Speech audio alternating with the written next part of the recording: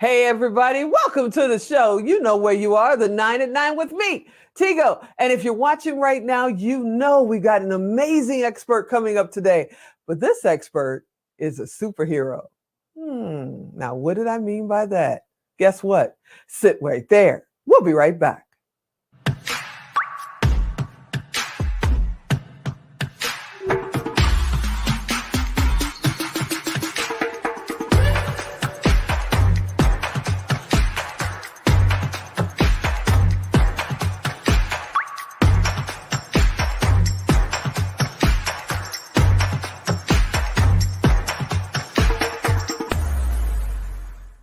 Hey, yeah, you heard me right. Superhero. Well, let's just say she's on a superhero journey. Valerie David is here, the Pink Hulk.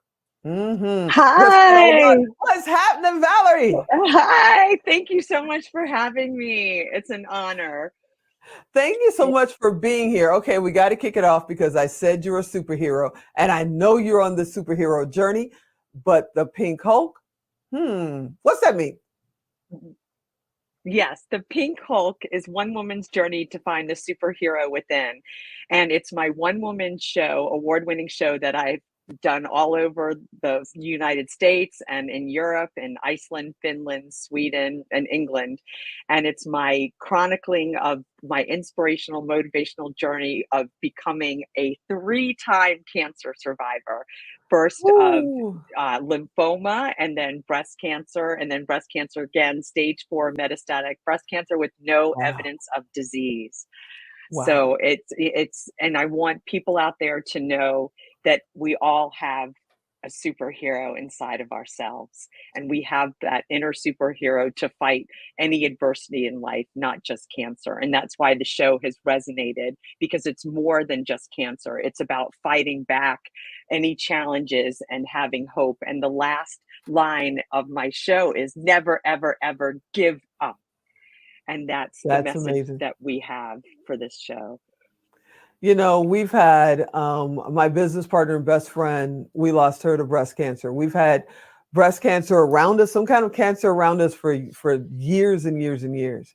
And the hardest thing of all of it, besides the chemo and that red devil, the hardest thing of all of it is keeping the mind right. You know, how do you do it? How do you keep your mind focused on the goal of getting better and getting back to you?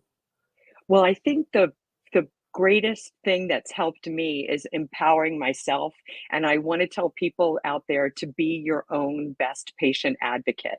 Mhm. Speak up, make sure you have a team of doctors around you that believe in your survival and that they are behind you 100%. And I've been very lucky with that, having family and friends rally around you, the doctors.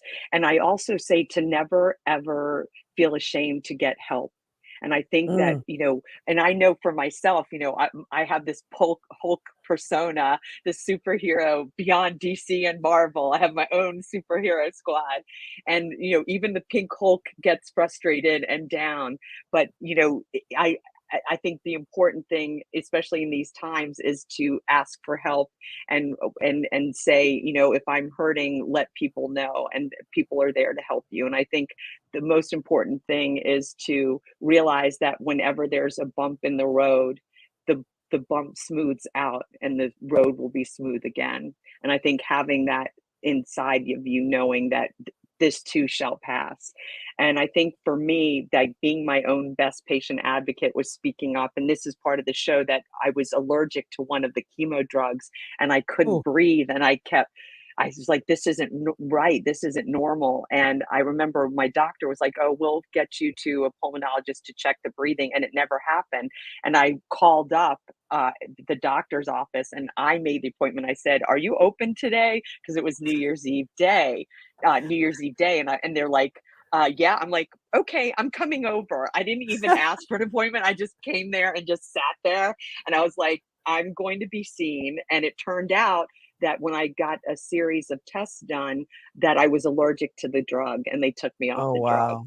So I think it's Wow. really important to speak up. And also, we know that bankruptcy happens with a lot of healthcare bills and the out of pocket expenses and health insurance Mhm. not covering everything. And I also had a bill. Twice I had a huge bill, and I called up the finance department of the hospital, and they said, "Oh, we'll put you on a payment plan." And I said, no, I'd like these bills to be pardoned. They pardon the bills. So you have to Wow, I speak didn't know up for they do yourself. that. They do that. See, Tigo, they do that. Wow. You just have to speak up. And, it's also good to have someone come with you to appointments and write down notes. I think meditation has been so wonderful to me. And there's a free meditation app that I use that's called Insight Timer. And there are many other apps out there like Calm. Hmm. But I feel like meditating has really helped a lot. And for me, Tigo, I have to get checked every 6 weeks for the rest of my life. Wow. So, though I have no evidence of disease, I have to be monitored. So, how do I cope with every 6 weeks coming into the doctor's office, getting the appointment, getting the lab work done, and then I have to get a PET scan every 6 months for the rest of my life? But you know what? Wow. That's part of who I am. That's just the way it is, and I have a choice, right? I have that choice Hmm. to say, "Oh, I've got my appointment," or do I say, "I'm gonna, take the bull by the horns, go to my appointment, and just whatever comes, just do the best that I can, but to get myself mentally ready for these appointments and knowing that I have that choice to either fold or blossom, and I choose to blossom and That to help brings up a others." question. Yeah, that brings up a question because, like I said, I've had people around me for decades that have been fighting cancer, going through cancer. And one of the things I notice is, they have this tendency to want to shut all the doors and go dark and just pull away from everything. And you are not only out there, but you're on stages. You're traveling all over the world. You're truly out there. What advice do you give to people who say, you know what, I'm fighting cancer right now. I'm just going to shut everything down and just sit in front of my television and wait for my next chemo appointment? What do you tell people to get them out of that funk? Absolutely, and thank you for bringing that up. That's an excellent question. I have talkbacks after the shows, and that's where I talk about those coping mechanisms. And I also coach as well and help people and work with cancer organizations. I would say to not shut that door. Keep those doors open and find funny things. Watch funny movies. Watch Hmm. funny TV shows. Do something you love. Pick up a hobby, whether it's knitting or start reading books. Start like I love improv, and even while I was in treatment, Tigo, with in between chemos, and when I felt well enough, I actually performed improv with a scarf on my head and no hair. I just do things that you love and don't let things stop you. If you can just find something you love to do and do it, paint, write, do improv, find a physical activity that gets your mind off of things, reach out for help. There's plenty of support groups, from support groups and one-on-one counseling that's out there for all cancer patients. So I think that if you just keep that positive mindset, meditate, and I still do that. I meditate twice a day. So just to keep that positive attitude and keep positive people around you. That's also things. I remember I had somebody say to me, "Oh, you're not going to live a long life, so too bad." And I'm like, "Okay, bye." Oh, goodness. Get rid of those people that drain you. Be around positive people, because positive begets positive. There it is. I Now, think that's before we get very cut off, important. because Alan's got his finger on the hot button. Before we get cut off here, what I know you're going to be performing your show this spring, in Right, right. 2023, for everybody who's out there watching reruns in 2035. In 2023, you're performing performing your show this spring. What's your Yes. show about, and what can they expect when they attend?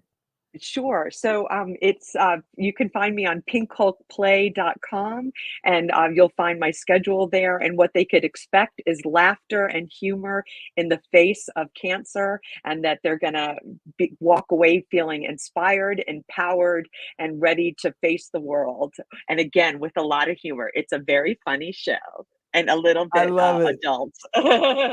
So you'll Well, have to Miss come see the Valerie, Miss show. Pink Hulk, I want to thank you so much Thank for coming you. and spending a little time with me. I hope you'll come back and hang out more often because I would I'd love to love know where you're to. at, what you're doing.